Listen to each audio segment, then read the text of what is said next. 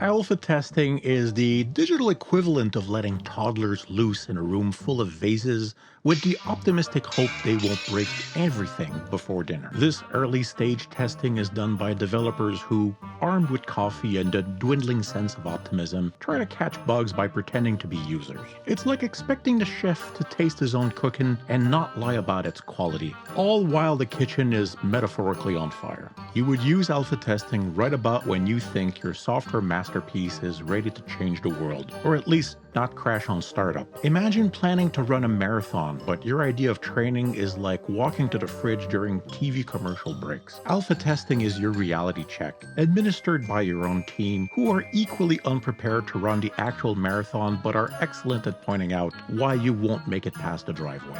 Its purpose is to identify bugs and issues before real users get their hands on the software, saving the developers from public embarrassment and late-night bug-fixing sessions.